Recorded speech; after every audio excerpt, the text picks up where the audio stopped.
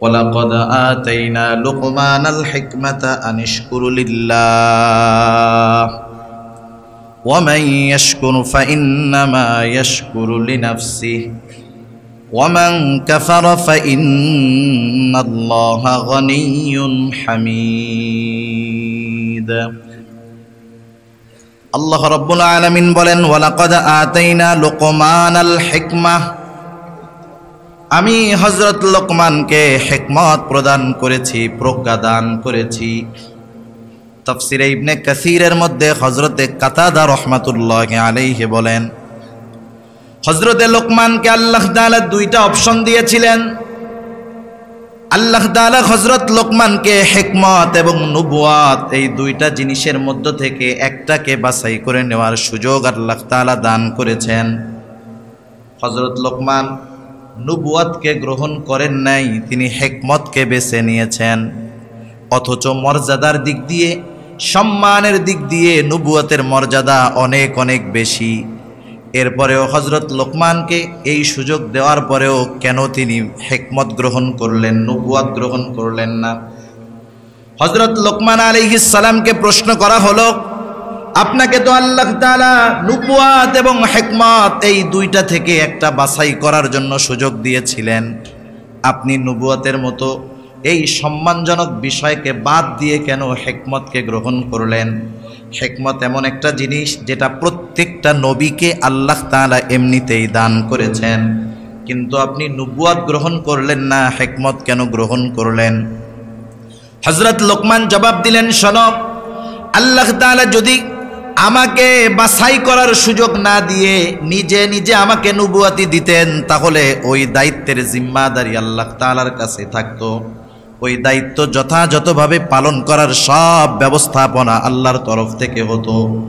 আমার থেকে ত্রুটি হওয়ার, বিচ্যুতি হওয়ার কোনো সম্ভাবনা থাকতো না। কিন্তু আমি যদি নিজ ইচ্ছায় নবুয়াতিকে গ্রহণ করতাম, আর আমার থেকে যদি এই দায়িত্বের কোনো গাফলতি প্রকাশ পাইত, তাহলে এর জবাবদিহিতা আল্লাহ তাআলার সামনে আমাকে দেওয়া লাগতো। এজন্য আমি হিকমতকে গ্রহণ করেছি, আমি নবুয়াতকে গ্রহণ করি নাই।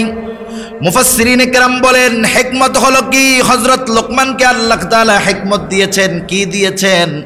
আল্লাহ তাআলা তাকে দ্বীনের পরিপূর্ণ বুঝ দিয়েছেন।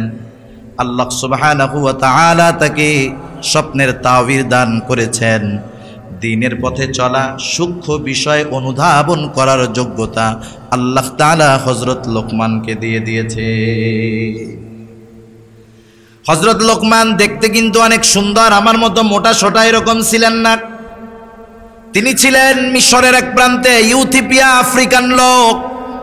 আফ্রিকার লোকগুলাকে আপনারা দেখে থাকবেন, আফ্রিকার লোকগুলা এত কালোর কালো, তাদের চেহারাটা এত কালো, আমাদের কড়াইয়ের কালি যেমন কালো, তাদের চেহারাটা কিন্তু এরকম প্রায় কালো। হযরত লোকমান বেটে ছিলেন, তার ঠোঁটগুলা মোটা ছিল, পাগুলা ছড়ানো ছিল, চুলগুলা কোকড়া ছিল। তার মানে আমাদের দৃষ্টিতে একটা মানুষকে দেখার জন্য, অসুন্দর লাগার জন্য যা কিছু দরকার সব হযরত লোকমানের মধ্যে ছিল। মানুষ দেখতে অসুন্দর হলে বা আমাদের নজরে অসুন্দর লাগলেই যে সে আল্লাহ তাআলার কাছে অসুন্দর, বিষয়টা এমন না। এটা চোখের একটা বিষয়, কিন্তু আল্লাহ তাআলার কাছে সুন্দর অসুন্দর এটা নির্ধারিত হয় অন্তরের মাধ্যমে। এজন্য রাসূলুল্লাহ সাল্লাল্লাহু আলাইহি ওয়াসাল্লাম বলেন, ইন্নাল্লাহা লা ইয়ানজুরু ইলা সুওয়ারিকুম ওয়ালাকিন ইয়ানজুরু ইলা কুলুবিকুম ওয়া আমালিকুম। রাসূল আকরাম সাল্লাল্লাহু আলাইহি ওয়াসাল্লাম বলেন, নিশ্চয়ই আল্লাহ তাআলা কারো সূরত দেখেন না, আল্লাহ তাআলা দেখেন না কে সুন্দর, কার বংশ কত ভালো। আল্লাহ তাআলা দেখেন কার অন্তর কেমন, কার আমলটা কেমন। এজন্য আল্লাহ তাআলার কাছে দামি হওয়ার জন্য সুন্দর হওয়া লাগে না, আল্লাহ তাআলার কাছে দামি হওয়ার জন্য সুস্বাস্থ্যের অধিকারী হওয়া লাগে না। দুনিয়ার ভেতরে এইগুলা তো সম্মানের কারণ হয়, উচ্চ উচ্চ ডিগ্রি, সার্টিফিকেট, এইগুলাকে মানুষ আজকে সম্মানের বিষয় মনে করে। কিন্তু আল্লাহ তাআলার কাছে সম্মানিত সে, অধিক সম্মানিত সে। আল্লাহ তাআলা বলেন, ইন্না আকরামাকুম ইনদাল্লাহি আতকাকুম, দুনিয়ার মানুষ কাকে সম্মান দিল সেটা ভিন্ন কথা, কিন্তু আল্লাহ তাআলার কাছে অধিক সম্মানিত সে যার তাকওয়া যেমন তার সম্মান আল্লাহ তাআলার কাছে তেমন। তোমাদের মধ্যে সবচাইতে সম্মানিত কে আল্লাহ তাআলার কাছে? আতকাকুম, তোমাদের মধ্যে যার তাকওয়া সবচাইতে বেশি সে আল্লাহ তাআলার কাছে সবচাইতে বেশি সম্মানিত। সুবহানাল্লাহ। হযরত লোকমান দেখতে সুন্দর ছিলেন না, আফ্রিকান কালো ছিলেন, গোলাম ছিলেন, কিন্তু অনেক দামি মানুষ ছিলেন। চেহারার কারণে, বংশের কারণে, নাকি অন্তরের কারণে? একটু জোরে বলেন না কিসের কারণে? অন্তরের কারণে তিনি এরকম দামি মানুষ ছিলেন। হযরত লোকমানের প্রজ্ঞাপূর্ণ ঘটনা অনেক পাওয়া যায়, অনেক। একটা সময় তো উনি ছাগল চড়াইতেন, রাখাল ছিলেন। একদিন তিনি মানুষের মাঝে বক্তব্য দেওয়ার জন্য উঠলেন, বক্তব্য দেওয়ার জন্য দাঁড়াইছেন। হঠাৎ শ্রোতাদের মধ্য থেকে একজন দাঁড়ায় বলতেছে, লোকমান, আপনি আপনার বক্তব্য দেওয়ার আগে আপনার ব্যাপারে আমি একটা কথা বলতে চাই। আপনি কি সেই লোকমান নাকি যেই লোকমান আমার সাথে অনেক বাগানের পাশে পাশে বাগানে ছাগল চড়ায় বেড়াইতো, ছাগল রাইখা বেড়াইতো? অনেক মানুষ বোঝে না। অনেকে দেখবেন ছাগলের সাথে খারাপ উপমা দেয়, বলে ছাগলে কি নাই কি, পাগলে কি কয় ছাগলে কি না খায়, পাগলে কি না কয় ছাগলে কি না খায়, বলে না এরকম? অনেকে ছাগল পাললে এরে মানুষ একটু বাঁকা দৃষ্টিতে দেখে, কিন্তু পয়গম্বর আলাইহিস সালাম এই ছাগল পালার দায়িত্ব পালন করছে। সুবহানাল্লাহ। এই কাজটারে কোনো সময় ছোট দেখবেন না। ছাগল যারা লালন পালন করে এদেরকে খারাপ বলবেন না। ওরা যদি একটু নিয়তটা ঠিক করে যে আমার নবীজি তিনিও ছাগল পালছেন, মুসা আলাইহিস সালাম ছাগল পালছেন, রাখছেন না ছাগল? বিয়ার দেন মোহর দিতে গিয়ে ছাগল পালেন নাই, ছাগলের রাখালি করছেন। তাহলে দেখেন এই কাজটা যদি একটু চিন্তা করেন তাহলে ওই কাজটারে ছোট মনে হবে না। সমাজে অনেক মানুষ ছাগল লালন পালন করলে খারাপ মনে করে। হযরত লোকমানকে এবার লোকটা বলতেছে, আপনি কি সেই লোকমান নাকি যেই লোকমান আমার সাথে বাগানের মধ্যে ছাগল চড়াইতো? বলে, হ্যাঁ আমি সেই লোকমান। তুমি ঠিকই বলেছো, আমি সেই লোকমান। এখান থেকে একটা শিক্ষণীয় বিষয় আমরা নেই। আপনার আমার সমাজে আজ থেকে 20 বছর আগে একটা মানুষ হয়তো তার পায়ে দেওয়ার মতো জুতা ছিল না, গায়ে দেওয়ার মতো ভালো পোশাক ছিল না। আজকে 20 বছর পরে ভাগ্যের নসিব তার ভালো, ভাগ্যের চাকা ঘুরে গেছে। আজকে অনেক বড় বিল্ডিং এর মালিক, অট্টালিকার মালিক, অনেক জমির মালিক, টাকা পয়সার মালিক। আছে না নেই এমন মানুষ? এইরকম অনেক মানুষ আছে। আপনি যদি তার অতীতের কথা তার সামনে তুলে ধরেন, আপনি যদি তাকে বলেন, ও ভাই আজ থেকে 20 বছর আগে তো তোমার পরিস্থিতি এইটা ছিল, দেখবেন লোকটা আপনার কথার পরে তার চেহারার মধ্যে রাগান্বিত ভাব ফুটে উঠবে। সে তার অতীতের ওই দুর্দশাকে স্বীকার করাটাকে তার লজ্জার কারণ মনে করবে। আছে না অনেক মানুষ? এই লোকগুলা নাশকর বান্দা। এই লোকগুলা কি বান্দা বলেন? নাশকর বান্দা। নাশকর বান্দা যারা, যারা অতীতকে ভুলে যায় তাদের শেষ পরিণতি খারাপ হয়। হযরত মুসা বনি ইসরাইলের জামানায় ওই যে 3টা ব্যক্তি ছিল, একটা ছিল টাকলু, আর একটা চামড়ার রোগ ছিল, আর একটা অন্ধ ছিল। এই 3 জনকে আল্লাহ তাআলা পরীক্ষা করার জন্য ফেরেশতা পাঠাইছেন। একজনের গরু দিয়েছেন, একজনের উট দিয়েছেন, আর একজনের ছাগল দিয়েছেন। এদের মধ্য থেকে যখন এদের এইগুলার মধ্যে বরকত আল্লাহ তাআলা দিয়েছেন, এদের মধ্যে থেকে 2 জন তার অতীতকে অস্বীকার করছে। আল্লাহ তাআলা তাদের নেয়ামত কেড়ে নিয়েছেন, আগের অবস্থায় ফিরিয়ে দিয়েছে। আরেকজন অতীতকে অস্বীকার করে নাই। সে বলছে, হ্যাঁ অতীতে আমার কিছুই ছিল না, আল্লাহ তাআলা দয়া করছেন, একটা ছাগলের মধ্যে বরকত দিয়েছেন, তোমার যতগুলা লাগে তুমি নিয়ে যাও, কোনো অসুবিধা নাই। সে তার অতীতকে ভুলে নাই। সেজন্য যেই মানুষগুলা তার অতীতকে ভুলে না, এ মানুষগুলা আসলে শুকরগুজার বান্দা। আর যারা এখন প্রতিষ্ঠিত হয়ে অতীতকে ভুলে যায়, ওরা না শুকরগুজার বান্দা। হযরত লোকমান কত সম্মানিত মানুষ। উনি কথা ঘুরানো ফেরানোর চেষ্টা করেন না। উনি বলছেন, হ্যাঁ আমি সেই লোকমান যাকে তুমি তোমার সাথে ছাগল চড়াইতে দেখছো। এইবার লোকটা জিজ্ঞাসা করতেছে, লোকমান তাহলে কোন জিনিসের বদৌলতে তুমি আজকে এই সম্মানের অধিকারী হয়ে গেলা? এইবার হযরত লোকমান বলতেছে, শোনো, আমি আল্লাহ তাআলার রহমতে এই পর্যায়ে আসার অন্যতম কারণ হলো 1 নম্বর সত্যবাদিতা, 2 নম্বর অনর্থক কথাবার্তা থেকে বিরত থাকা, আমানতদারিতা রক্ষা করা। এই গুণগুলা অর্জন করার কারণে আল্লাহ সুবহানাহু ওয়া তাআলা আমাকে এমন সম্মান দিয়ে দিয়েছে। হযরত লোকমান কেমন প্রজ্ঞাবান লোক ছিলেন। তিনি একটা লোকের ছাগল দেখাশোনা করতেন। ছাগলের মালিক একদিন আসার পরে বলতেছে, ও লোকমান, তুমি আমার জন্য একটা ছাগল জবাই করবা, আর ছাগল জবাই করার পরে সবচাইতে সুস্বাদু জায়গার গোশত আমার জন্য নিয়ে আসবা। হযরত লোকমান ছাগল জবাই করলেন। এইবার ছাগল জবাই করার পর হৃৎপিণ্ড আর জিহ্বার গোশতটা না মালিকের সামনে হাজির করলেন। অন্তর আর জিহ্বা, এই হার্ট, হৃৎপিণ্ড আর জিহ্বার গোশতটাকে হাজির করলেন। বললেন, এই দুইটা হলো সর্বোৎকৃষ্ট গোশত। এইবার মালিক বলতেছে, লোকমান, আর একটা ছাগল জবাই করবা, ছাগলের সবচাইতে নিকৃষ্ট জায়গার গোশত আমার জন্য আনবা। হযরত লোকমান আর একটা ছাগল জবাই করার পর আবার ছাগলের হৃৎপিণ্ড আর জিহ্বাটাকে আইনা মালিকের সামনে হাজির করলেন। খারাপটা আনতে বলছে, যেটা আনছে, ভালোটা আনতে বলছে, ও সেটা আনছে। মালিক বলতেছে, লোকমান, তুমি কি মজা করো নাকি? হযরত লোকমান বললেন, মালিক শুনে নেন, কারো যদি এই দুইটা জিনিস ভালো হয়ে যায়, তার সব কিছু ভালো হয়ে যায়। কারো অন্তর আর জবান যদি ভালো হয়ে যায়, তার সব কিছু কি হয়ে যায়? ভালো হয়ে যায়। সুবহানাল্লাহ। কেমন হিকমতওয়ালা লোক ছিলেন হযরত লোকমান আলাইহিস সালাম। আল্লাহ তাআলা সেই কথাই বলতেছেন, ওয়ালাকাদ আতাইনা লুকমানাল হিকমাহ, আমি লোকমানকে হিকমত প্রজ্ঞা দান করেছি। আনিশকুরু লিল্লাহ। বলেন তো, হযরত লোকমানকে আল্লাহ তাআলা হিকমত দিয়েছেন, প্রজ্ঞাবান ব্যক্তি বানায় দিয়েছেন, এটা কি আল্লাহ তাআলার পক্ষ থেকে বড় নেয়ামত নয় কি? নেয়ামত না? নেয়ামত যদি পাইতে হয় শুকর করতে হয় কার? আল্লাহ তাআলা বলেন, আনিশকুরু লিল্লাহ।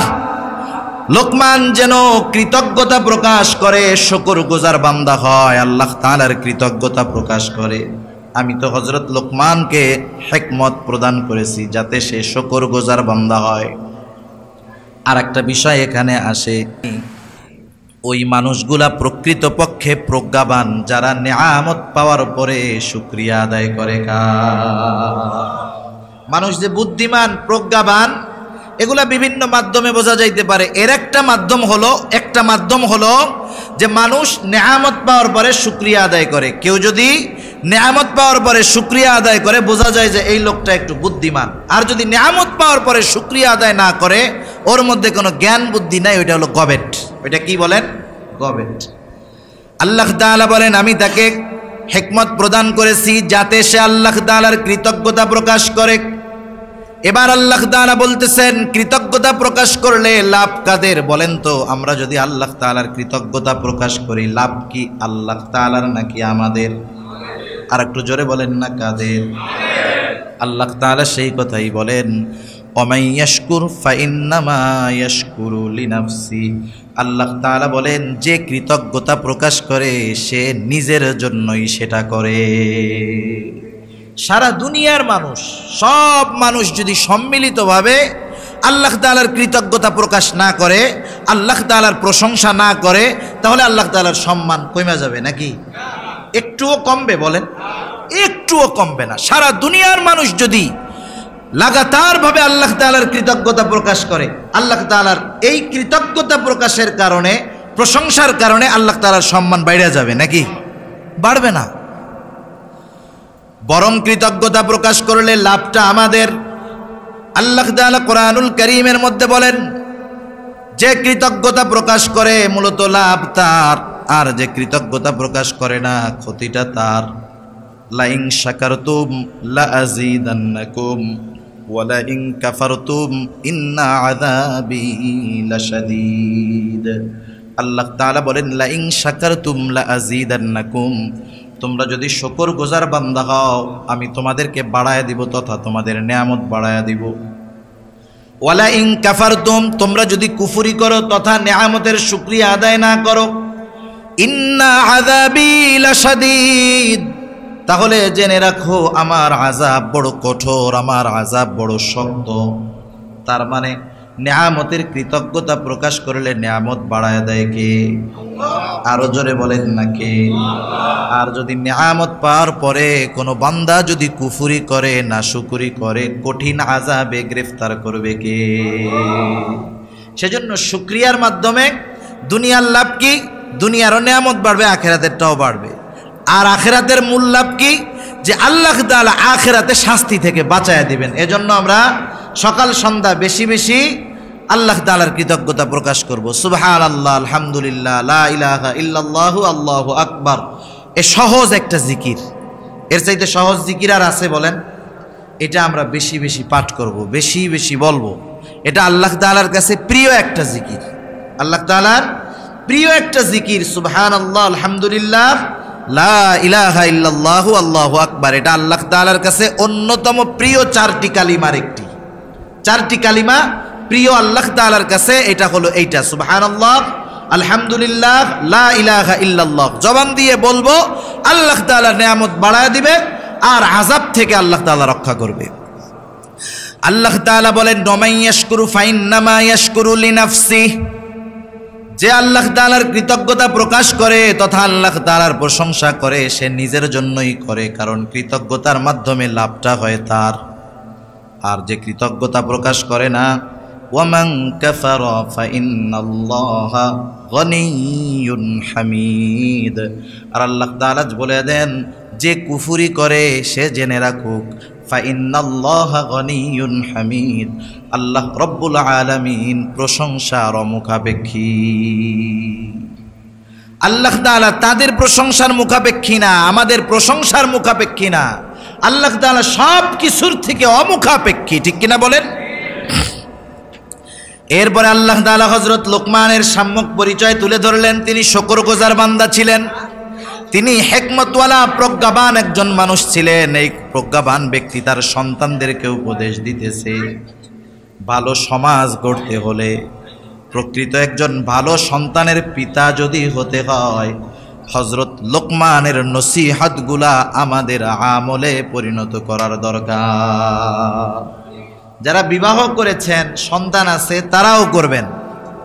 যারা বিবাহ করবেন ভবিষ্যতে আল্লাহ তাআলা যদি চায়, নিয়ত রাখবেন সন্তান হলে এই নসিহতগুলা আমি করব।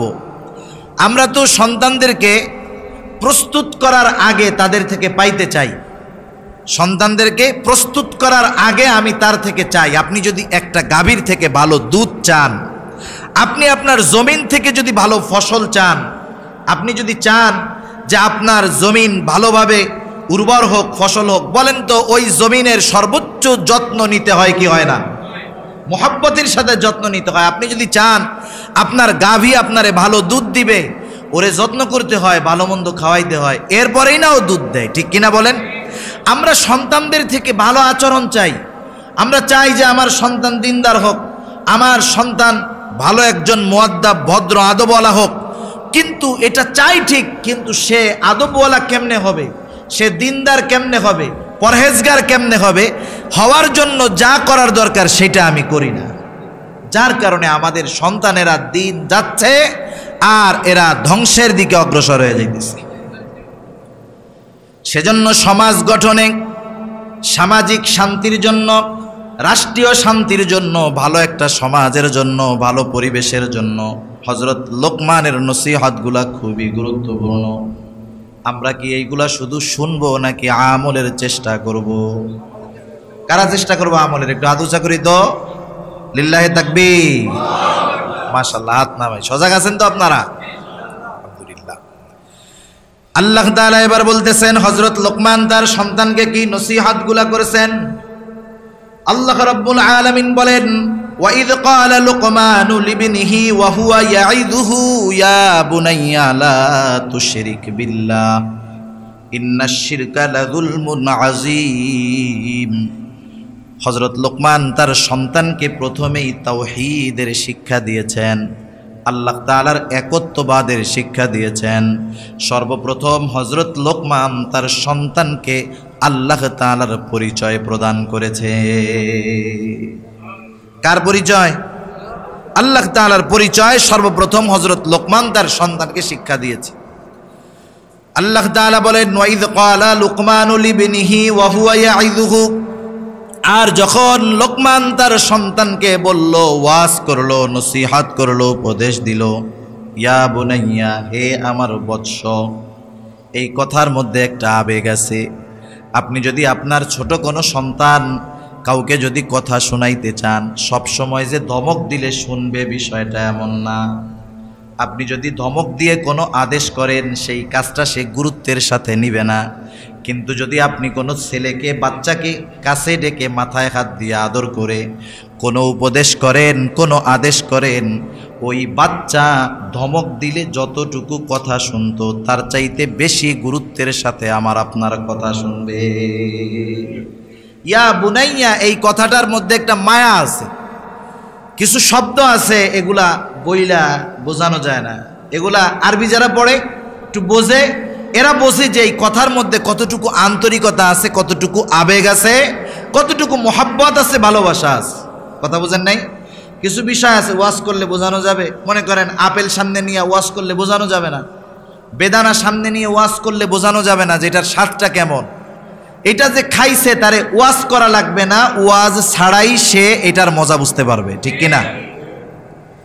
হযরত লোকমান সন্তানকে আবেগের সাথে, মোহাব্বতের সাথে, ভালোবাসার সাথে ডাক দিয়ে বলতেছেন, ইয়া বুনাইয়া লা তুশরিক বিল্লাহ, হে আমার বৎস, তুমি আল্লাহ তাআলার সাথে শিরিক করো না।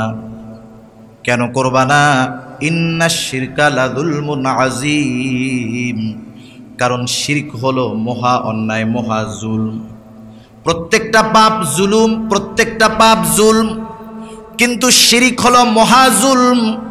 কত বড় জুলুম, কত বড় গুনাহ! আল্লাহ তাআলা কোরআনুল কারীমের সূরা নিসার মধ্যে বলেন, আল্লাহ তাআলা বলেন, ইন্নাল্লাহা লা ইয়াগফিরু আন ইউশরাকা বিহি ওয়া ইয়াগফিরু মা দুনা যালিকা লিমান ইয়াশা ওয়া মান ইউশরিক বিল্লাহি ফাকাদ ইফতারা ইসমান আযীমা। আল্লাহ তাআলা বলেন, ইন্নাল্লাহা লা ইয়াগফিরু আন ইউশরাকা বিহি ওয়া ইয়াগফিরু মা দুনা যালিকা লিমান ইয়াশা। শিরক ছাড়া যত অন্যায় আছে আল্লাহ রাব্বুল আলামিন চাইলে সবগুলা ক্ষমা করে দিবেন, কিন্তু শিরকের গুনাহ আল্লাহ তাআলা তাওবা না করলে ক্ষমা করবে না। একটু চিন্তা করে দেখেন, আল্লাহ তাআলা বলেন, ওয়া মান ইউশরিক বিল্লাহি ফাকাদ ইফতারা ইসমান আযীমা, যে আল্লাহ তাআলার সাথে শিরিক করলো, ফাকাদ ইফতারা ইসমান আযীমা, সে এক মহা অন্যায়ের, মহা পাপের সূচনা করলো। আল্লাহ তাআলার সাথে শিরিক যারা শুরু করছে, এরা এমন এক পাপের শুরু তাদের হয়ে গেছে, কিয়ামত পর্যন্ত ওই শিরকের কাজটা শুরু যে করলো, কিয়ামত পর্যন্ত তার আমলনামায় শিরকের গুনাহগুলো যাইতে থাকবে। যেমন আদম আলাইহিস সালামের যেই সন্তান হত্যা করছে, কিয়ামত পর্যন্ত যত হত্যা হবে সব হত্যার গুনার একটা অংশ তার আমলনামায় যোগ হইতে থাকবে। আল্লাহ তাআলা বলেন, ফাকাদ ইফতারা ইসমান আযীমা, মহা এক পাপের সূচনা সে করলো। আল্লাহ তাআলা সূরা নিসার আরেক জায়গায় বলেন, ইন্নাল্লাহা লা ইয়াগফিরু আন ইউশরাকা বিহি ওয়া ইয়াগফিরু মা দুনা যালিকা লিমান ইয়াশা ওয়া মান ইউশরিক বিল্লাহি ফাকাদ যাল্লা যালালাম বাঈদা। শিরক ছাড়া অন্যান্য গুনাহ আল্লাহ মাফ করে দিবে, আর যে শিরক করলো ফাকাদ যাল্লা যালালাম বাঈদা, সে বিশাল বড় পথভ্রষ্ট হয়ে গেল। আল্লাহ সুবহানাহু ওয়া তাআলা জানায়া দিচ্ছেন, সে বিশাল এক পথভ্রষ্ট মানুষের অন্তর্ভুক্ত সে হয়ে যায়। শুধু তাই না, আল্লাহ তাআলা বলেন, মান ইউশরিক বিল্লাহি ফাকাদ হাররামাল্লাহু আলাইহিমুল জান্নাতা ওয়া মাওয়াহুন নার ওয়া বিসাল মাসির। আল্লাহ তাআলা বলেন, মান ইউশরিক বিল্লাহ, যে আল্লাহ তাআলার সাথে শিরিক করে, আল্লাহ তাআলা বলেন, ফাকাদ হাররামাল্লাহু আলাইহিল জান্নাহ, তার জন্য জান্নাত হারাম হয়ে যায়। কি হারাম হয়ে যায়? জোরে বলেন না। শিরিক যে করে তার জন্য কি হারাম হয়ে যায়? আমার কথা না, আল্লাহ তাআলার কথা। একটু চিন্তা করে দেখেন, এখন এই সময়ে আমাদের দেশের মুসলমানদের পরে সবচাইতে যারা ধর্মীয় দিক দিয়ে বেশি, তারা হলো হিন্দু সম্প্রদায়ের মানুষ। তাদের সর্ববৃহৎ ধর্মীয় অনুষ্ঠান চলতেছে দুর্গাপূজা, তাই না? কি চলতেছে? আজকে হলো নবমী, কালকে হলো কি দশমী। তাদের সর্ববৃহৎ ধর্মীয় অনুষ্ঠান চলতেছে। স্বাধীন দেশের নাগরিক হিসাবে তারা তাদের ধর্মীয় আচার অনুষ্ঠান পালন করবে, এতে বাধা দেওয়ার অধিকার আমাদেরকে ইসলাম দেয় নাই। তাদের ধর্মীয় কর্মকাণ্ডে বাধা দেওয়ার অধিকার ইসলাম আমাদের দিছে? দেয় নাই। শুধু তাই না, তারা যেই দেবদেবীর উপাস্য করে, উপাস্য হিসাবে যেই দেবদেবী বা মূর্তিগুলাকে গ্রহণ করেছে, তাদেরকে বকাঝকা বা মন্দ কথা বলার অধিকারও ইসলাম আমাদেরকে দেয় নাই, বরং বকাঝকা না দিতে বলা হয়েছে। আল্লাহ তাআলা কোরআনুল কারীমের মধ্যে বলেন, ওয়ালা তাসুব্বুল্লাযীনা ইয়াদউনা মিন দুনিল্লাহি ফায়াসুব্বুল্লাহা আদওয়াম বিগাইরি ইলম। আল্লাহ তাআলা বলেন, ওয়ালা তাসুব্বুল্লাযীনা ইয়াদউনা মিন দুনিল্লাহ, যারা আল্লাহ ব্যতীত অন্য কিছুকে উপাস্য হিসাবে গ্রহণ করেছে, ওয়ালা তাসুব্বু, তোমরা তাদের ওই উপাস্য এদেরকে তোমরা বকাঝকা দিও না।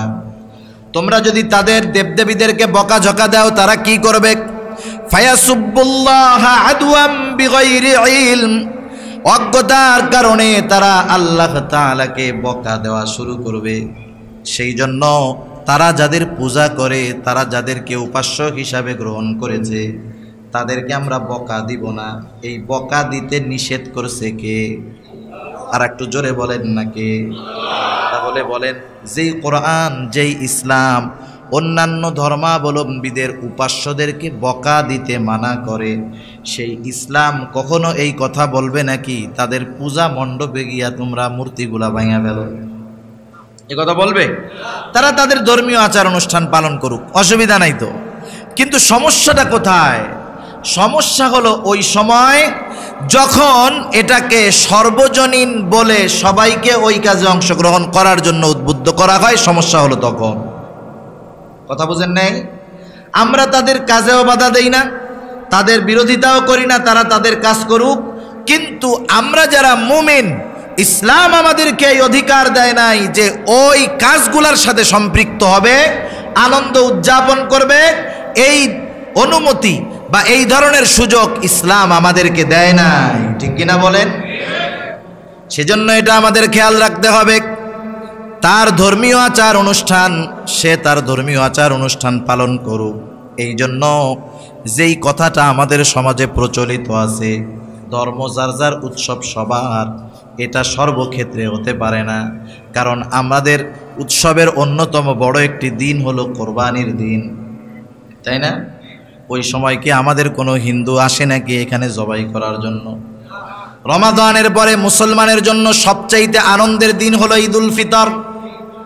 আর এই আনন্দের বহির্প্রকাশ, সর্বোচ্চ বহির্প্রকাশ মুমিন করে ঈদগাহে 2 রাকাত নামাজের মাধ্যমে। এটা সবচাইতে আনন্দের কাজ। বলেন তো, আমাদের কোনো হিন্দু ভাই আসে নাকি আনন্দ করতে? তাইলে বেহায়া মুসলমান, যেখানে ইসলাম মূর্তি পূজাকে হারাম ঘোষণা করে দিয়েছে, যেখানে ইসলাম মূর্তির সাথে সম্পৃক্ত থাকার ব্যাপারে মানা করে দিয়েছে, সেইখানে বেহায়া মুসলমান কেমন করে যায় এটা আমার বুঝে আসে না।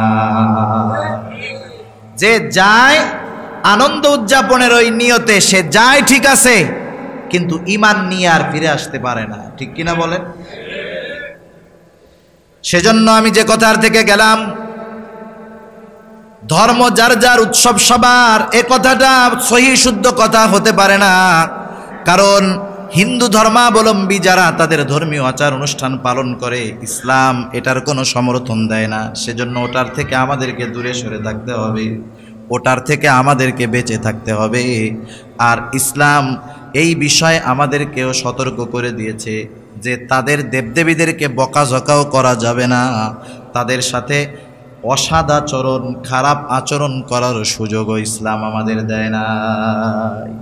কারণ আমাদের নীতি নৈতিকতা, আচার আচরণের কারণে এখনো মুসলমানরা, অনেকে বলে মুসলমান শেষ, কি হইতেছে? না না, এখনো তামাম দুনিয়ার মধ্যে অধিকাংশ মানুষ ইসলামের দিকে ধাবিত হওয়ার অন্যতম কারণ হলো মুসলমানদের কালচার, নীতি, নৈতিকতা, আদর্শ, এগুলা দেখেই অধিকাংশ মানুষ এখনো পর্যন্ত তামাম দুনিয়ার মধ্যে মুসলমান হয়। সুবহানাল্লাহ। সেজন্য এই বিষয়গুলো আমরা খেয়াল রাখবো। মুমিন হিসাবে আমাদের দাবি, আমরা ওই জায়গায় যাব না। কারণ পরিস্থিতি এমন হয়, পূজা মণ্ডপগুলায় অনেক জায়গায় তো হিন্দুরাই ঠিকমতো মুসলমানের ছেলেদের জন্য ঠিকমতো পূজাই করতে পারে না। তাদের আমলে, তাদের ইবাদতে ব্যাঘাত ঘটানোর দরকার আমাদের নাই, ঈমান খোয়ানোর দরকার আমাদের নাই। এজন্য এই বিষয়গুলো থেকে আমাদের বেঁচে থাকতে হবে। যে কথার থেকে গেলাম যে পৃথিবীতে যেই পাপের সূচনা করে সে সেই পাপের ভাগ কিয়ামত পর্যন্ত তার আমলনামায় যাইতে থাকবে। যাই হোক, আল্লাহ তাআলা বলতেছেন, ওয়া ইউশরিক বিল্লাহি ফাকাদ হারামাল্লাহু আলাইহিল জান্নাহ ওয়া মাওয়াহুন নার ওয়া বিসাল মাসির। আল্লাহ তাআলা বলেন, যারা শিরিক করে, শিরক, ফাকাদ হারামাল্লাহু আলাইহিল জান্নাহ, তাদের জন্য আল্লাহ তাআলা জান্নাতকে হারাম করে দিয়েছেন। শুধু তাই না, ফাকাদ হারামাল্লাহু আলাইহিল জান্নাহ ওয়া মাওয়াহুন নার, জান্নাতে তার অবস্থান নাই, তার আবাসস্থল হবে নার তথা জাহান্নাম। আল্লাহ তাআলা বলেন, ওয়া বিসাল মাসির, ওটা কতই না নিকৃষ্ট আবাসস্থল। আল্লাহ আমাদের হেফাজত করুক, জোরে বলি আমিন। এরপরে আল্লাহ তাআলা এক জায়গায় বলেন, ওয়া মান ইউশরিক বিল্লাহি ফাকাআন্নামা খাররা মিনাস সামাই ফাতাখতাফুহু আত-তায়রু আও তাহওয়ি বিহির রিহু ফি মাকানিন সাহিক। আল্লাহ তাআলা এই জায়গায় একটা উপমা দিয়েছেন, উদাহরণ দিয়েছেন। যারা শিরিক করে তাদের উপমাটা কেমন জানি। তাদেরকে আকাশ থেকে ছুঁড়ে ফেলা হলো, আকাশ থেকে ছুঁড়ে ফেলা হলো, একটা পাখি তাদেরকে ছো মেরে নিয়ে গেল, অথবা তাকে প্রচণ্ড রকমের বাতাস এক জায়গার দিকে সরায় নিয়ে চলে গেল, গন্তব্যহীন অবস্থায় তাকে নিয়ে গেল, তার ধ্বংস হয়ে গেল। এই জন্য কোনো ব্যক্তি যদি শিরিক করে তার ঈমান বরবাদ হয়ে যায়, তার আমল বরবাদ হয়ে যায়। শুধু তাই না, তার দুনিয়া আখেরাত উভয়টা বরবাদ হয়ে যায়। তাহলে যেই কর্মের কারণে দুনিয়া আখেরাত শেষ, সেই কর্মের জঘন্যতা আমাদের সন্তানদেরকে জানানোর দরকার আছে না নাই? জোরে বলেন, আছে না নাই? সেজন্য আমরা আমাদের সন্তানদেরকে বোঝাবো। আমি শিরক নিয়ে আলোচনা করব না, শুধু এতটুকু বললাম যে শিরক থেকে আমাদের সন্তানদেরকে, আমাদের পরবর্তী প্রজন্মকে বাঁচাতে হবে। আপনি কি মনে করেন, দেশে একটা কিছু ঘটে, এক জায়গায় গিয়ে মিনারে গিয়ে, শহীদ মিনারে গিয়ে মোমবাতি জ্বালায়, কি ফায়দা আছে ওই জায়গায়? ওর মধ্যে শিরক আছে, খুঁজা দেখেন আপনি, ওর মধ্যে কি আছে? শিরক আছে। মোমবাতি জ্বালানোর মধ্যে কোনো কল্যাণ নাই, ওখানে অপচয় আছে। যদি কেউ ওই মোমবাতির কাছে কল্যাণ কামনা করে, নিঃসন্দেহে শিরক, ঠিক কিনা বলেন? মাজারে যাইতেছে, পীরের দরবারে যাচ্ছে, আহলে হক পীর বাংলাদেশে আলহামদুলিল্লাহ অনেক আছে, তাদের কথা ভিন্ন, কিন্তু অনেক পীরের দরবারে গিয়ে ঈমান হারা হয়ে আসতেছে। শাহজালাল শাহ পরান রহমাতুল্লাহি আলাইহি এদের মাজারে কবরে গিয়ে ঈমান হারা হয়ে আসতেছে। এইরকম অনেক মানুষ মুমিন পরিচয়ে সমাজের মধ্যে বসবাস করতেছে, কিন্তু শিরকের কারণে সে কোন সময় ঈমান হারা হয়ে গেছে সে নিজেও জানে না। সে যদি শিরক মুক্ত জিন্দেগি অতিবাহিত করতে পারত, আর সে যদি আমলের দিক দিয়েও কমতি হতো, আল্লাহ তাআলা তাকে মাফ করে দিত। সম্ভবত তাফসীরে রুহুল মাআনির মধ্যে এই কথাটা আসছে যে এক ব্যক্তি আল্লাহ তাআলার সামনে উপস্থিত হবে, তার সারা জিন্দেগিতে কোনো আমল নাই। আল্লাহ রাব্বুল আলামিন তাকে বলবে, যা তোরে আমি মাফ করে দিলাম, জান্নাতে চলে যা। লোকটা বলবে, আল্লাহ কোন আমলের কারণে আমাকে আপনি জান্নাত দিলেন? গোটা জিন্দেগিতে তো আমার কোনো আমল নাই, গুনার কোনো অভাব নাই। আল্লাহ তাআলা তখন বলবে, তুমি গুনাহ করেছো ঠিক, ইবাদত করো নাই, কিন্তু তুমি কখনো আমি আল্লাহ তাআলার সাথে শিরিক করো না। এই কারণে আমি আল্লাহ তোমারে মাফ করে জান্নাত দিয়ে দিলাম। সুবহানাল্লাহ। সেজন্য শিরক থেকে নিজে বাঁচতে হবে, শিরক থেকে আপনার সন্তানকে বাঁচাতে হবে। এরপরের যেই নসিহতটা, এটা হযরত লোকমানের নসিহত না, এটা আল্লাহ তাআলার নসিহত। আমি এটা একটু পরে বলবো, আগে হযরত লোকমানের নসিহতগুলো আমরা একটু আলোচনা করি, এরপরে আল্লাহ তাআলা কি নসিহত করছে একটা, ওইটা শুনবো ইনশাআল্লাহ। আল্লাহ, কষ্ট হচ্ছে না তো আপনাদের? হযরত লোকমানের দ্বিতীয় নসিহত। হযরত লোকমান এবার তার সন্তানকে ডেকে বলতেছেন, ইয়া বুনাইয়া ইন্নাহা ইন তাকু মিসকালা হাববাতিন মিন খারদালিন ফাতাকুন ফি সখরাতিন আও ফিস সামাওয়াতি আও ফিল আরদি ইয়াতি বিহাল্লাহ ইন্নাল্লাহা লাতীফুন খাবীর। আল্লাহ তাআলা কতটা সূক্ষ্মদর্শী, কতটা সূক্ষ্ম খবর আল্লাহ তাআলার কাছে আছে, চিন্তা করার বিষয়। আমাদের মাথার মধ্যে এটা ধরবেও না যে আল্লাহ তাআলা কত সূক্ষ্ম। প্রথম হযরত লোকমান কি বলছে? সন্তান শিরিক কইরো না, শিরিকটা মহা অন্যায়। মহা অন্যায় সহ যত অন্যায় করি না কেন, যেখানে করি না কেন, রাতের আধারে করি, দিনের আলোতে করি, লোক চক্ষুর অন্তরালে করি, যে জায়গায় যায় করা হোক না কেন, আমাকে আপনাকে 24 ঘন্টা পর্যবেক্ষণে রাখছেন কে? আল্লাহ তাআলা কতটা সূক্ষ্মদর্শী। আল্লাহ তাআলা বলেন, ওয়ালাকাদ খালাকনাল ইনসানা ওয়া না'লামু মা তুওয়াসওয়িসু বিহি নাফসুহু ওয়া নাহনু আকরাবু ইলাইহি মিন হাবলিল ওয়ারিদ। আল্লাহ তাআলা বলেন, ওয়ালাকাদ খালাকনাল ইনসান, আমি মানুষকে সৃষ্টি করেছি।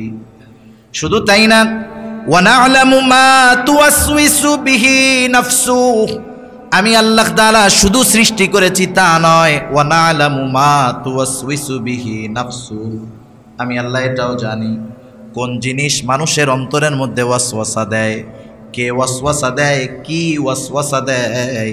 দুনিয়ার কোনো মেশিন অন্তরের ওয়াসওয়াসার খবর বাহির করতে পারেন না, কিন্তু আমার আপনার অন্তরের ওয়াসওয়াসার খবর যিনি জানেন তিনি কে?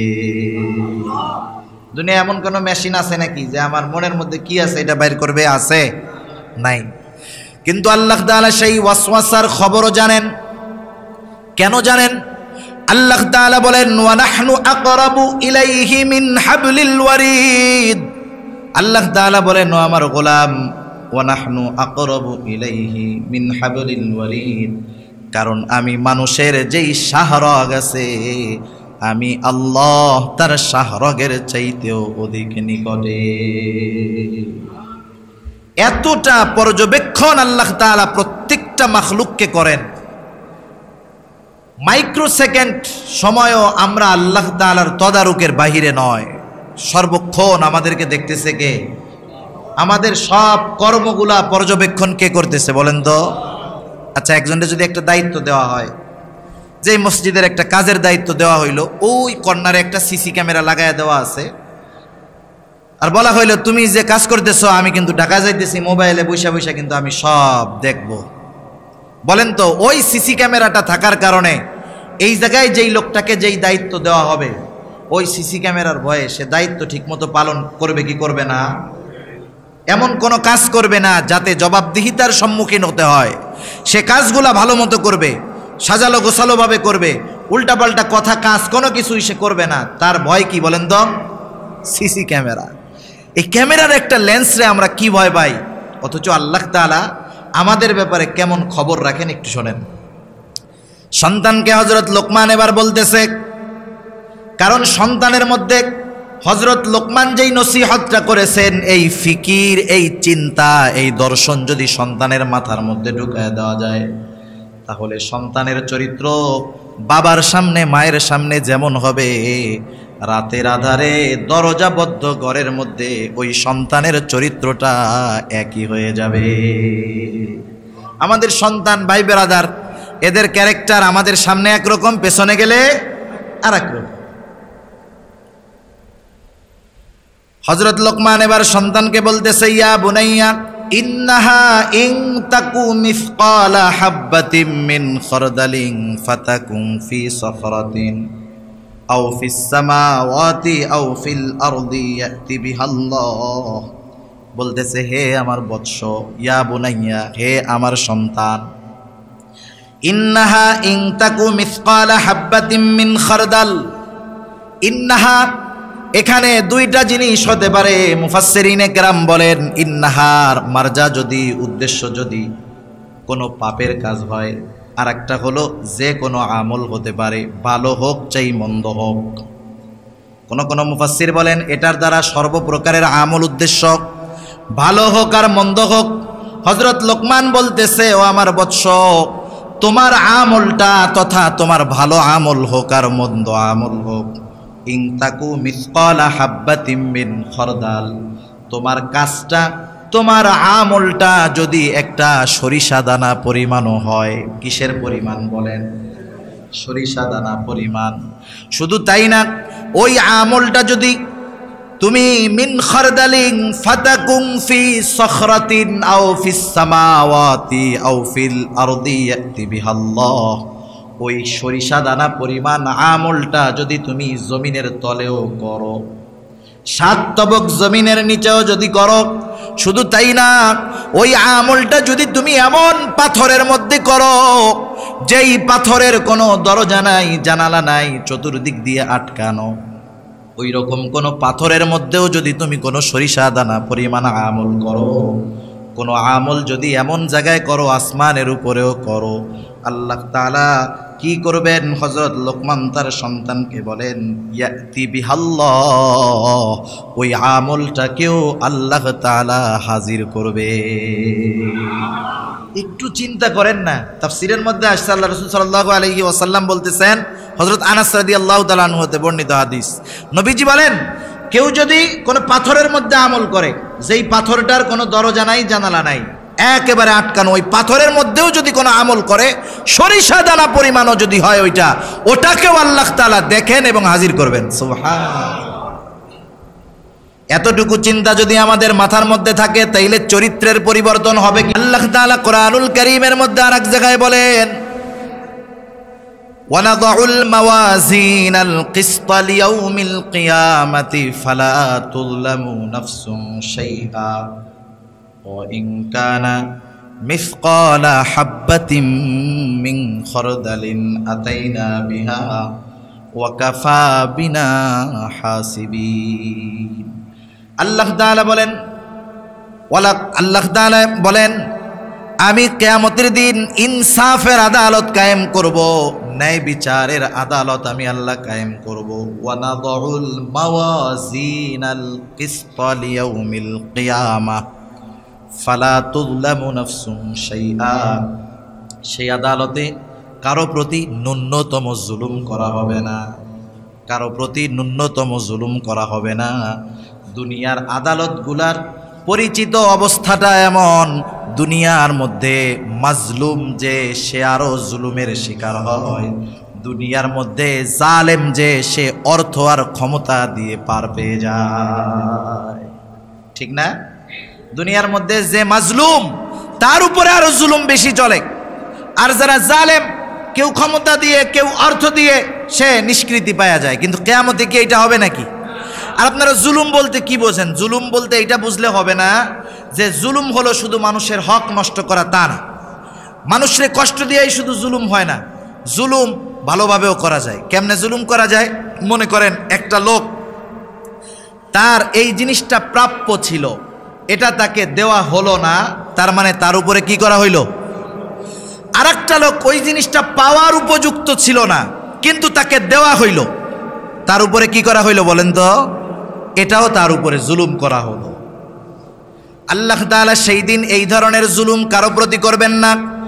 এমনটা করবেন না যে পাওয়ার উপযুক্ত ছিল তাকে দেন নাই, আর না পাওয়ার উপযুক্ত ছিল তারে দিয়ে দিয়েছেন, এমনটা আল্লাহ করবেন না। সেজন্য আল্লাহ তাআলা বলেন, ফালা তুযলামু নাফসুন শাইআ ওয়া ইন কানা মিসকালা হাববাতিন মিন খরদালিন আতাইনা বিহা। আল্লাহ তাআলা বলেন, কেউ যদি সরিষা দানা পরিমাণ কোনো আমল করে, আল্লাহ তাআলা বলেন, আতাইনা বিহা, তার আমল সহ তাকে হাজির করা হবে, তার আমল হাজির করা হবে, হিসাব নেওয়া হবে। শুধু তাই না, আল্লাহ তাআলা বলেন, ফামান ইয়ামাল মিসকালা যাররাতিন খায়রান ইয়ারা ওয়া মান ইয়ামাল মিসকালা যাররাতিন শাররান ইয়ারা। যাররা পরিমাণ ভালো কাজও যদি কেউ করে, সেটা হাজির করবেন আল্লাহ, সেটার প্রতিদান তাকে দিবেন। কেউ যদি যাররা পরিমাণ অন্যায় করে, পাপ করে, সেটাও হাজির করবেন, সেটার প্রতিদানও তাকে আল্লাহ তাআলা দিবেন। সেজন্য আল্লাহ তাআলা কতটা সূক্ষ্মদর্শী হযরত লোকমান তার সন্তানকে বলতেছে, আমার বৎস, তোমার কোনো আমল সেটা যদি সরিষা দানা পরিমাণও হয়, সেটা যদি পাথরের মধ্যেও থাকে, জমিনের মধ্যেও থাকে, আসমানের মধ্যেও থাকে, আল্লাহ তাআলা হাজির করবে। শুধু তাই না, আল্লাহ তাআলা কেন হাজির করবে? ইন্নাল্লাহা লাতীফুন খবীর। কারণ আল্লাহ তাআলা হলেন সূক্ষ্মদর্শী। সূক্ষ্মদর্শী, সাথে সাথে সব খবর আছে কার কাছে? জোরে বলেন। সূক্ষ্ম থেকে সূক্ষ্মাতীত সব খবর আল্লাহ তাআলার কাছে আছে। সেজন্য আমার বৎস, তুমি লোকচক্ষুর অন্তরালেও পাপ করলে আল্লাহ জানবে, সরিষা দানা পরিমাণ পাপ করলেও আল্লাহ তাআলা জানবে, অন্ধকারে পাপ করলেও জানবে, যার্রা পরিমাণ পাপও যদি করো জানবে। সুতরাং যেহেতু আল্লাহ তাআলা সব কিছুর খবর রাখেন, জানেন, বৎস তুমি কখনো পাপের সাথে জড়ায়ও না।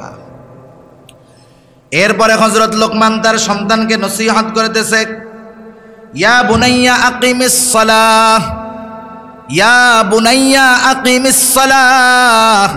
হযরত লোকমান সন্তানকে নসিহত করতেছে, সন্তান নামাজ কায়েম করো। হাদিসের মধ্যে আসছে, আবু দাউদের হাদিস, তোমরা তোমাদের সন্তানদের বয়স যখন 7 বছর হয় নামাজের জন্য তাদেরকে তাগিদ দাও, আর বয়স যখন 10 বছর হবে নামাজের জন্য প্রহার করবা, আর বিছানাটা আলাদা করে দিবা। সন্তানদেরকে 7 বছর বয়স হইতেই নামাজের জন্য কি করতে হবে?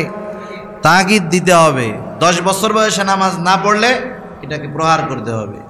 একটু চিন্তা করে দেখেন, আমরা কয়জন অভিভাবক আছি যে আমার সন্তান, যাদের সন্তান নামাজ পড়ে না, অনেক অভিযোগ অনুযোগ ইমামদের কাছে আপনারা দেন। আপনাদেরকে যদি প্রশ্ন করা হয় যে আপনার সন্তানকে আপনি কি 7 বছর থেকে নামাজের তাগিদ দিয়েছেন? নামাজ না পড়লে 10 বছর বয়সে কি পিটানি দিয়েছেন? আপনি একটু নিজের হিসাবের সাথে মিলায় দেখবেন যে এই আমল আপনি আমি করি নাই, যার কারণে সন্তান নামাজি হয় নাই। ঠিক কিনা বলেন? সেজন্য অনেকে মনে করে নামাজ আমি একা পড়লাম, আমার কবরে আমি গেলাম, আমি বেঁচে গেলাম। বিষয়টা এমন না। বরং আল্লাহ তাআলা কোরআনুল কারীমের সূরাতুত তাহরীমের মধ্যে বলেন, ইয়া আইয়ুহাল্লাযীনা আমানু কু আনফুসাকুম ওয়া আহলিকুম নারা।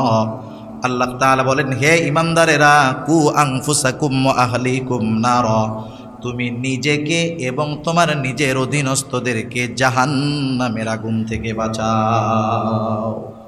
তাহলে যেই নামাজি নামাজ পড়তেছে, নামাজির ঘরে নামাজ পড়ে না, নামাজির পরিবার পর্দা করে না, সে চিন্তা করতেছে আমি নামাজ পড়া কিয়ামতে পার পাইলে হইল, ওরা জাহান্নামে যায় যাক গিয়া, তাতে কি? এই চিন্তা করলে ছাড় পাওয়া যাবে? কারণ ইমানদারদেরকে আল্লাহ তাআলা বলতেছেন, যারা অভিভাবক, নিজেও জাহান্নাম থেকে বাঁচো, অধীনস্থদেরকে বাঁচাও। শুধু তাই না, আল্লাহ তাআলা বলেন, ওয়া'মুর আহলাকা বিস-সালাতি ওয়াসতাবির আলাইহা। আল্লাহ তাআলা বলেন, ওয়া'মুর আহলাকা বিস-সালাহ, তুমি একা নামাজ পড়বা সেটা হবে না, তুমি তোমার পরিবারদেরকেও নামাজের জন্য আদেশ করো। সেজন্য আমরা আমাদের সন্তান, তাদেরকে নসিহতের সাথে, আবেগের সাথে, আদরের সাথে বলবো, ইয়া বুনাইয়া কিমিস সালাহ, হে আমার সন্তান, হে আমার বৎস, নামাজ পড়ো, নামাজ কায়েম করো। এরপরে হযরত লোকমান বলতেছে, ওয়া'মুর বিল মারুফ ওয়ানহা আনিল মুনকার। নামাজ পড়ার সাথে সাথে আরেকটা কাজ করবা, ভালো কাজ করবা, অসৎ কাজের নিষেধ করবা। এই কাজগুলা সামাজিক কাজ। কি কাজ? একটু জোরে বলেন না। সামাজিক কাজ। এর আগের যেটা গুনার থেকে বাঁচা, এটা নিজের ব্যক্তিগত হিসাবে আপনি ধরতে পারেন যে আমি ব্যক্তিগতভাবে সকল গুনাহ থেকে বাঁচলাম। এরপরে সামাজিক দায়বদ্ধতা আছে আমাদের কিছু। এই সামাজিক বিষয়, নামাজ পড়ার সাথে সামাজিক কল্যাণ নিহিত আছে। নামাজের সাথে সামাজিক কল্যাণ নিহিত আছে। কারণ দেখেন, শহর অঞ্চলে এক ফ্ল্যাটের মানুষের সাথে আর এক ফ্ল্যাটের মানুষের পরিচয় নাই, মুখোমুখি দরজা, কিন্তু তাদের সাথে তাদের পরিচয় নাই। কিন্তু মসজিদে যদি আসা যাওয়া করে, জামাতে যদি নামাজ পড়ে, অনেক অপরিচিত মানুষ এই নামাজের কল্যাণে পরিচিত হয়ে যায়, দেখা হয়, কথা হয়, পরিচয় হয়, সামাজিক অনেক কাজ হয়। ঠিক কিনা বলেন? এরপরে হযরত লোকমান বলতেছে, সাথে সাথে কি করবা? ওয়া'মুর বিল মারুফ ওয়ানহা আনিল মুনকার, ভালো কাজের আদেশ করবা, অসৎ কাজের নিষেধ করবা। আমরা হলাম শ্রেষ্ঠ উম্মত। কি উম্মত বলেন তো? শ্রেষ্ঠ উম্মত কিসের ভিত্তিতে? দাবির ভিত্তিতে না। শ্রেষ্ঠ উম্মত দাবি করলে হবে? দাবি করলে হবে না, কিছু আলামত তো থাকতে হবে। আল্লাহ তাআলা বলেন, কুনতুম খায়রা উম্মাতিন উখরিজাত লিন-নাস তা'মুরুনা বিল মা'রুফি ওয়া তানহাউনা আনিল মুনকার ওয়া তু'মিনুনা বিল্লাহ। আল্লাহ তাআলা বলেন, কুনতুম খায়রা উম্মাতিন উখরিজাত লিন-নাস, তোমরা হইলা শ্রেষ্ঠ উম্মত, তোমাদেরকে মানুষের কল্যাণের জন্য বাহির করা হয়েছে। কিসের মধ্যে কল্যাণ? আল্লাহ তাআলা বলেন, তা'মুরুনা বিল মা'রুফ ওয়া তানহাউনা আনিল মুনকার, তোমরা ভালো কাজের আদেশ করবা, অসৎ কাজের নিষেধ করবা। ওয়া তু'মিনুনা বিল্লাহ, আর আল্লাহ তাআলার প্রতি ঈমান আনবা। ঈমানের সাথে ভালো কাজের আদেশ, অসৎ কাজের নিষেধের সাথে যারা সম্পৃক্ত তারা শ্রেষ্ঠ উম্মত। কথা বুঝতে পারছেন? সব কিছু দাবি কইরা হয় না তো। একজন পাগল তো দাবি করে আমি চেয়ারম্যান, আমি এমপি, আমি মন্ত্রী, দাবি করলেই কি কাজ হবে? পাবনার পাগলা গারোতে গিয়া দেখেন, আমি একবার গেছি, ওইখানে কত মন্ত্রী মিনিস্টার আছে, অভাব নাই, প্রত্যেকেই দাবি করে আমি মন্ত্রী, আমি মিনিস্টার, আমি সুস্থ মানুষ, আমার এনে বাইন্দা রাখছে। সব কিছু দাবি করে হয় না। সেজন্য শ্রেষ্ঠ উম্মত হতে হলে ঈমানের সাথে ভালো কাজের আদেশ, অসৎ কাজের নিষেধ করতে হবে। এখন কথা হলো, ভালো কাজের আদেশ, অসৎ কাজের নিষেধ সব জায়গায় যদি করতে যাই বিপদ আছে না নাই? সেজন্য নবীজি একটা স্তর দিয়ে দিয়েছেন, ভালো কাজের আদেশ, অসৎ কাজের নিষেধের সাথে প্রত্যেকটা মানুষকে সম্পৃক্ত থাকতে হবে, কম আর বেশি। এজন্য নবীজি এক হাদিসের মধ্যে বলেন, মান রাআ মিনকুম মুনকারান ফালইয়ুগাইরহু বিয়াদি ফাইল্লাম তাস্তাতি' ফাবিলিসানি ফাইল্লাম তাস্তাতি' ফাবিকলবি ওয়া যালিকা আযআফুল ঈমান। একটু খেয়াল দিয়ে শুনবেন, এটা নবীজি কি বলতেছেন? মান রাআ মিনকুম মুনকারান ফালইয়ুগাইরহু বিয়াদি, তোমাদের মধ্যে যখন কেউ কোনো অন্যায় মন্দ কাজ দেখবে, মান রাআ মিনকুম মুনকারা, সে কি করবে? ফালইয়ুগাইরহু বিয়াদি, সে তার হাত দ্বারা ওই কাজটাকে ঘুরায়া দিবে। শুধু থামায়া দিবে না, কি করবে? ঘুরায়া দিবে। খারাপ কাজ আছে, মন্দ কাজ চালু করবে। এক জায়গায় গুনাহ হইতেছে, ওই জায়গায় ভালো কাজ করবে, ভালো কাজ চালু করে দিবে। হইতেছে যাত্রা অনুষ্ঠান, গানের অনুষ্ঠান, ওইটা ওইখানে বাদ দিয়া ওইখানে দিনই কোনো বিষয় সে চালু করে দিবে, মক্তব বানায় দিবে, মাদ্রাসা বানায় দিবে। বছরে গান বাজনা হইতো, ওই জায়গায় ওয়াজ মাহফিল এগুলা চালু করে দিবে। মানে মন্দটা শুধু স্টপ করে দিবে তা না, ওইটারে বন্ধ কইরা ওই কাজটাকে ঘুরাইয়া ভালো কাজের দিকে সে ফিরায় নিয়ে যাবে। বলেন, সমাজে কি এই পাওয়ার সবার আছে নাকি? এই পাওয়ার তো সবার নাই। অনেক মানুষ আছে এই কাজ করতে গেলে তার জান চলে যাওয়ার আশঙ্কা আছে। সেজন্য নবীজি বলতেছেন, যাদের ক্ষমতা আছে কাজটাকে থামায়া দিবে, ঘুরায়া দিবে, পরিবর্তন করে দিবে। এখন যদি তার এই ক্ষমতা না থাকে, বাধা দিতে গেলে, ওই কাজটাকে বন্ধ করতে গেলে জীবন নাশের আশঙ্কা। নবীজি বলেন, ফাইল্লাম তাস্তাতি' ফাবিলিসানি, তাহলে সে তার জবানের দ্বারা ওই কাজের প্রতিবাদ, বিরোধিতা করবে। জবানের দ্বারা বাধা দিবে মানে কি? যে এ কাজগুলা করিস না, এ কাজগুলা ভালো না, আল্লাহ বেজার হবে, আল্লাহর গজব আসবে, বাদ দে এগুলা, থামা। জবানের দ্বারা বলবে। কিন্তু যার হাত দিয়ে বাধা দেওয়ার ক্ষমতা আছে, কাজটাকে বন্ধ করে দিতে পারে, সে যদি মুখ দিয়া ওয়াজ করে কাজ হবে না। কথা বুঝতে পারছেন? তার পাওয়ার আছে কাজটা বন্ধ করে দেওয়ার, কিন্তু সে মুখ দিয়া ওয়াজ করতেছে, তার এই ওয়াজে কাজ হবে? এই ওয়াজ তো তার জন্য যে হাত দিয়ে বাধা দিতে গেলে জীবন নাশের আশঙ্কা আছে, সে তখন মুখ দিয়ে কাজটার বিরোধিতা করবে। এখন তার জবান দিয়ে বাধা দেওয়ার মতো ক্ষমতা নাই, তাও বিপদের আশঙ্কা। কত বড় বিপদ চিন্তা করেন। মাঝে মধ্যে আমরা দেখি আমাদের দেশে গভর্নমেন্টের পক্ষ থেকে স্পষ্ট ঘোষণা, মাদকের বিরুদ্ধে জিরো টলারেন্স। অথচ অনেক মসজিদের ঘটনা এমন আছে, ইমাম সাহেব মাদকের বিরুদ্ধে কথা বলার কারণে তাকে হেনস্থার শিকার হতে হয়েছে। এমন ঘটনা ঘটেছে যে ইমাম সাহেব মাদকের বিরুদ্ধে বলার কারণে তাকে কুপায়া আহত করে ফেলা হয়েছে। এখন মুখ দিয়েও যদি বলতে চায় বিপদ, কি করবে এখন?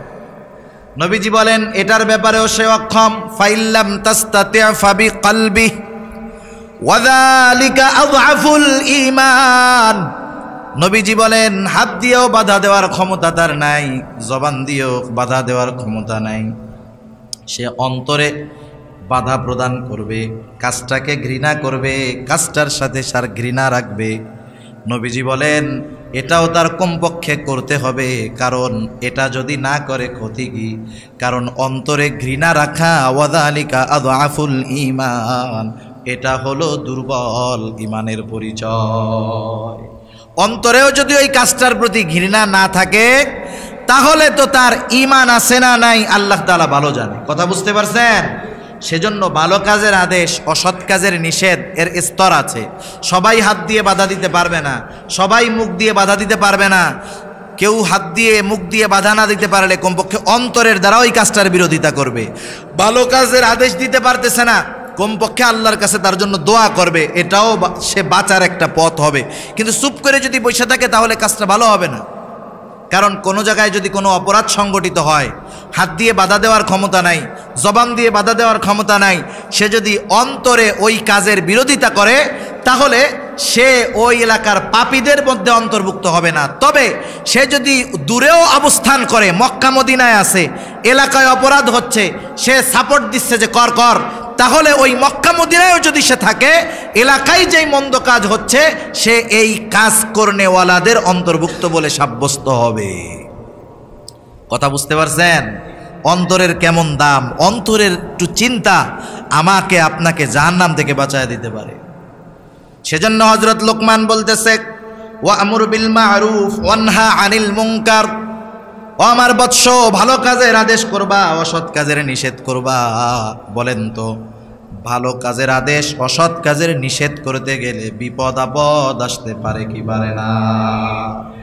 এজন্য হযরত লোকমান বললেন ও আমার বৎস, ওয়াসবির আলা মা আসাবাকা ইন্না যালিকা মিন আজমিল উমুর। তোমার উপরে যদি কোনো সময় বিপদ আপদ মুসিবত আসে তুমি সবর করবা। ইন্না যালিকা মিন আজমিল উমুর। কারণ ওই ভালো কাজের আদেশ অসৎ কাজের নিষেধ করা এটা সাধারণ কোনো ব্যাপার নয়, এটা অনেক বড় একটা কাজ। ওই কাজ করতে গেলে তোমার উপরে বিপদ আসতে পারে, যখন বিপদ আসবে তুমি সবর করবা। সেজন্য প্রত্যেকটা এলাকায় সামাজিকভাবে এই বিষয়গুলো যদি স্ট্রং থাকে, সমাজের মানুষ যদি এক থাকে যে আমার এলাকায় আমাদের এলাকায় যদি বিবাহ হয় গানবাদ্য চলবে না, নাচানাচি চলবে না, গোনার কাজ চলবে না, শিরিক চলবে না, মাজার পূজা চলবে না, সমাজের মানুষ যদি ঐক্যবদ্ধ থাকে ওই সমাজে পাপ হওয়া সহজ না কঠিন? জোরে বলেন কঠিন। সেজন্য সামাজিক শিক্ষা ইসলাম আমাদেরকে এইভাবে দিয়েছে। এরপরে হযরত লোকমান তার সন্তানকে নসিহত করতেছে ওয়ালা তুসাইর খাদ্দাকা লিন-নাসি ওয়ালা তামশি ফিল আরদি মারহা ইন্নাল্লাহা লা ইউহিব্বু কুল্লা মুখতালিন ফখুর। এবার একটু দেখেন শিষ্টাচার শিক্ষা দিচ্ছে সন্তানকে। আমাদের সমাজে তো ফকিন্নির পোলা যদি টাকাওয়ালা হয়ে যায় অহংকারের ঠেলায় পা জমিনে থাকে না, আছে না নাই? অহংকারের ঠেলায় পা জমিনে চলে না, পরিচিত মানুষকেও চিনতে চায় না, এমন লোক আছে না নাই বলেন? আগে টাকা পয়সা হয়েছে এখন তো চিনতে চায় না, গরিব মানুষ। আল্লাহ তাআলা দেখেন শিষ্টাচার শিখায়া দিচ্ছেন আমাদেরকে শিখানোর জন্য। হযরত লোকমানের নসিহতগুলা আল্লাহ তাআলা করতেছেন। হযরত লোকমান সন্তানকে বলতেছে ওয়ালা তুসাইর খাদ্দাকা লিন-নাস, ও আমার বৎস তুমি কখনো মানুষের দিক থেকে মুখ ফিরায়া কথা বলবা না। তাফসীরে মুফাসসিরিনে কেরাম লেখেন তুমি অহংকারের বশীভূত হয়ে মানুষের দিক থেকে মুখ ফিরায়া কথা বলবা না। ভাব বুব দেখাইয়া একজন ডাকতেছে এই তো আইতেছে, আরে না ভাই এসব পারবো না, বুঝেন নাই কথা? অহংকার দেখায়া মানুষের দিক থেকে মুখ ফিরায় তুমি কথা বলবা না। প্রয়োজনে সে মুখ ফিরাইলো ভিন্ন জিনিস, আর অহংকারের মাধ্যমে মুখ ফিরাইলো, কথা বললো না, গুরুত্ব দিল না, সেটা আর এক জিনিস। আর অহংকার এমন এক রোগ, রাসূল আকরাম সাল্লাল্লাহু আলাইহি ওয়াসাল্লাম বলেন, লা ইয়াদখুলুল জান্নাতা মান কানা ফি কলবিহি মিসকালা হাববাতিন মিন কিবর। যার অন্তরের মধ্যে যারা পরিমাণ অহংকার আছে, নবীজি বলেন সে জান্নাতে প্রবেশ করতে পারবে না। নবীজি বলেন আল্লাহ তাআলা বলেছেন, আল কিবরিয়াউ রিদাই। আল্লাহ তাআলা বলেন অহংকার হলো আমার চাদর। আর আসমানে জমিনে সর্বপ্রথম যেই পাপটা সংগঠিত হয়েছে সেটা হলো অহংকার। ইবলিস অহংকারের কারণে হিংসার বশীভূত হয়ে আদম আলাইহিস সালামকে সেজদা করেন নাই। কিসের অহংকার? টাকার অহংকার, ক্ষমতার অহংকার, এগুলা কোনো কাজে আসবে না। কোন টাকাওয়ালা অহংকার করে সে কি কারুনের চাইতে বেশি বড় লোক নাকি? হ্যাঁ, কারুনের চাইতে বড় লোক আছে আপনাদের এলাকায়? তাইলে তার অহংকার দেমাগ সব ধ্বংস হয়ে গেছে। কি বলেন, নমরুদ ফেরাউনের চাইতে, সাদ্দাদ হামানের চাইতে, বখতে নসরের চাইতে, নমরুদের চাইতে বড় বাদশাহ দুনিয়ার মধ্যে 2-4টা আছে নাকি?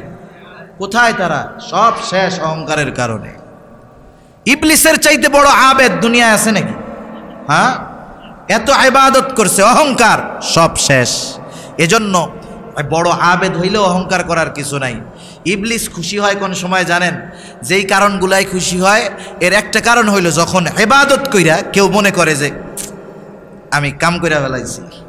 তাহাজ্জুদ পড়া যদি কেউ মনে করে আয় আমি তো তাহাজ্জুদ গুজার হয়ে গেছি, আমার ইমামে তাহাজ্জুদ পড়ে না, আমি তাহাজ্জুদ পড়ি, ইবলিস কয় আমি তো তোরেই খুঁজি, এরকম লোকই তো আমার দরকার।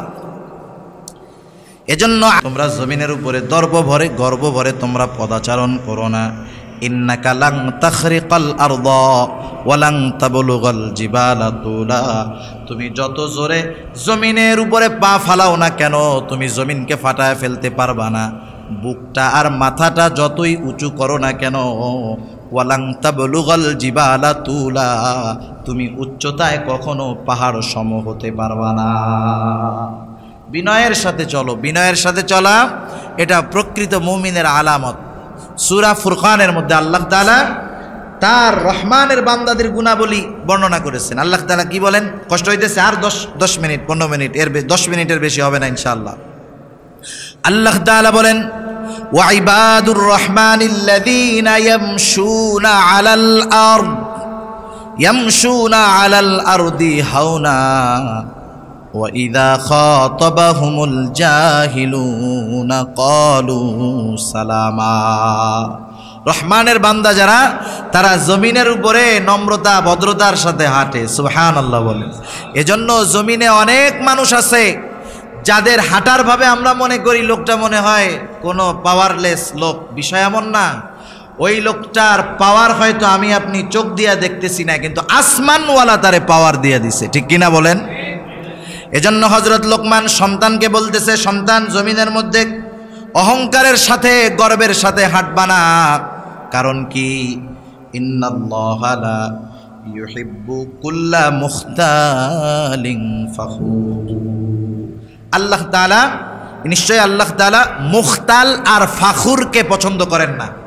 মুখতাল আর ফাখুরকে আল্লাহ কি করেন না? পছন্দ করেন না। মুখতালকে, আপনারা কথা বুঝতেছেন? মুখতালকে, মুখতাল হইল যে নিজে নিজে রসগোল্লা খায়, তার মানে নিজেকে নিজে বড় মনে করে। নিজেকে নিজে কি মনে করে? মনে করে যে আমার চাইতে বড় বক্তা কে আছে, আমার চাইতে বড় আবেদ কে আছে, আমার চাইতে বড় টাকাওয়ালা কে আছে, আমার চাইতে বড় শিক্ষিত কে আছে। নিজে নিজে নিজেরে বড় মনে করে, এটা হলো মুখতাল। আর ফাখুরকে, ফাখুর হলো যে সে নিজেই নিজেরে বড় মনে করে না, মানুষের মধ্যে যায় কয় বেটা আমার চাইতে বড় আছে কেডা। বুঝেন নাই? আমার চাইতে কে আছে জ্ঞানী, আমি সবার চাইতে টাকাওয়ালা, আমি সবার চাইতে ইবাদত করি বেশি। একটা হলো মুখতাল যে নিজেকে নিজে বড় মনে করে, আর ফাখুর হলো যে মানুষকে তুচ্ছ মনে করে, নিজেরে বড় মনে করে। আল্লাহ তাআলা বলেন নিশ্চয়ই আল্লাহ তাআলা এই মুখতাল আর ফাখুর এগুলারে আল্লাহ পছন্দ করে না। এরপরে হযরত লোকমান সন্তানদেরকে শিখায়া দিচ্ছেন কেমন করে সন্তানেরা জমিনের মধ্যে পথ চলবে। আল্লাহ তাআলা বলেন, হযরত লোকমান বলতেছে ওয়াকসিদ ফি মাশয়িকা ওয়াগুদুদ মিন সাউতি, সন্তানকে শিখায়া দিছে জমিনের মধ্যে তুমি মধ্যম পন্থা অবলম্বন করে পথ চলবা, অধিক জোরেও হাঁটবা না, ধীরে ধীরেও হাঁটবা না, এটা নবীজির সুন্নাত।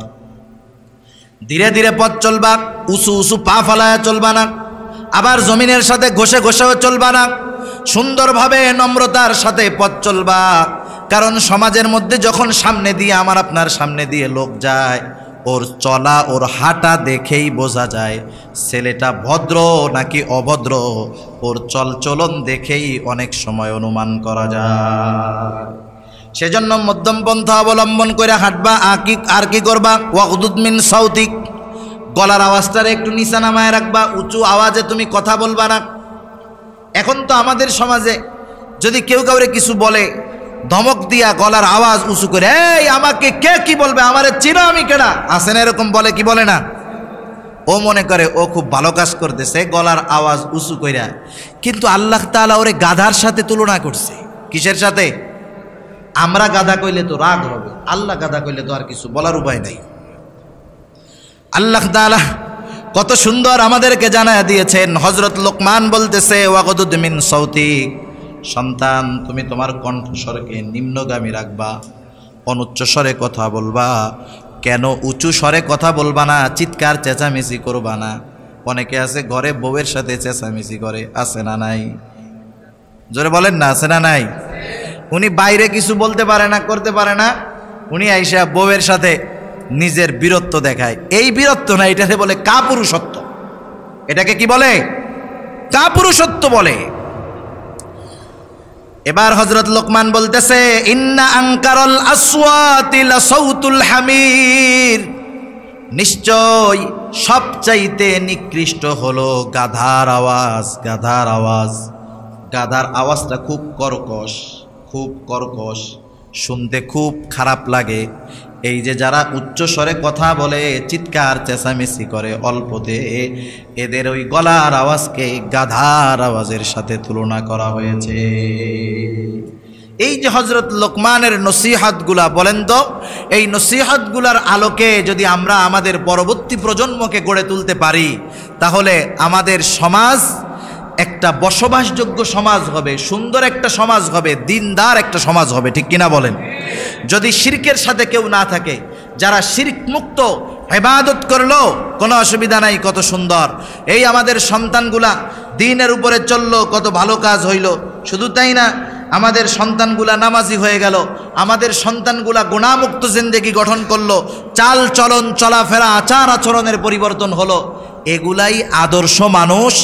এই গুণগুলা যারা অর্জন করতে পারে, এরা সুরাতে সিরাতে মানুষ না, পরিপূর্ণ মনুষ্যত্ব এদের মধ্যে প্রবেশ করে। ঠিক কিনা বলে? আরে আবু জেহেল দেখতে তো বেলালের চাইতে অনেক সুন্দর ছিল, কিন্তু কোথায় আবু জেহেল আর কোথায় বেলাল, তুলনা করারও সুযোগ নাই। ওই হাবশি কালা গোলাম অন্তর পরিষ্কার হওয়ার কারণে সম্মান আল্লাহ তাআলা কোথায় পৌঁছায়া দিয়েছে। নবীজি মেরাজের রাতে গিয়ে আসমানের মধ্যে, জান্নাতের মধ্যে হযরত বেলালের পায়ের আওয়াজটা পর্যন্ত শুনতে পেয়েছে। সুবহান। সেজন্য আমাদের সামাজিক অবক্ষয় বাড়তেছে, সমাজ ধ্বংস হচ্ছে। কারণ একটা জাতি এমনি গঠিত হয় না, একটা পরিবার হয়, পরিবার থেকে সমাজ হয়, সমাজ থেকে এক একটা দেশ এলাকা হয়, এরপরে আস্তে আস্তে দেশ হয়। সেজন্য আমাদের পরিবর্তন পরিবার থেকে শুরু করার দরকার, সন্তানদেরকে নসিহত করার দরকার, আর এই বিষয়গুলা আমাদের আলোচনা করার দরকার। সামাজিকভাবে ঐক্যবদ্ধ থেকে কেমন করে সমাজ থেকে শিরিক দূর করা যায়, কেমন করে সমাজের মধ্যে পরিবর্তন আনা যায়, এই প্রচেষ্টা, এই যে আপনাদের এলাকায় যারা ওলামায়ে কেরাম আছেন, অনেক যুবক আলেম আছে আলহামদুলিল্লাহ, দেখলাম অনেক ইমাম সাহেবরা আছেন, এদের সাথে পরামর্শ করে সমন্বয় করে ধীরে ধীরে যদি আপনারা চেষ্টা করেন, ইনশাআল্লাহ দেখবেন একটা আদর্শ সমাজ হবে ইনশাআল্লাহ। যা কিছু আলোচনা হলো, আল্লাহ সুবহানাহু ওয়া তাআলা আমাদের সবাইকে আমলে পরিণত করার তৌফিক দান করুন। আচ্ছা, দোয়া করে আমরা যাব তো সবাই ইনশাআল্লাহ? দোয়ার আগে কেউ যাব না। দোয়ার আগে আপনাদের কাছে অনুরোধ, এনারা তো সুন্দরভাবে আয়োজন করতে চাইছিল, সব আল্লাহ তাআলার ইচ্ছা, বৃষ্টি একটু আগেও বাইরে হইতেছিল। তা যাই হোক, দোয়ার আগে আমরা একটা আমল করব। গতানুগতিক কালেকশন ওনারা করার নাই, করানোরও ইচ্ছা ওনাদের নাই। দোয়ার আগে আপনারা স্বইচ্ছায় সপ্রাণোদিত হয়ে, এই যে মসজিদ আল্লাহর ঘর কাজ চলতেছে, আপনারা সপ্রাণোদিত হয়ে যে যা পারেন দিবেন। এখন না হোক পরে দিবেন, দোয়ার আগে কেউ যাবেন না। দেন না দেন আপত্তি নাই, 5টা মিনিট টাইম একেবারে আল্লাহর জন্য বসেন, সুন্দর মতো বসেন, সবাই দেন, যে যা পারেন দেন। অথবা একটু বেশি যদি দিতে চান আপনারা পরে দিবেন, কোনো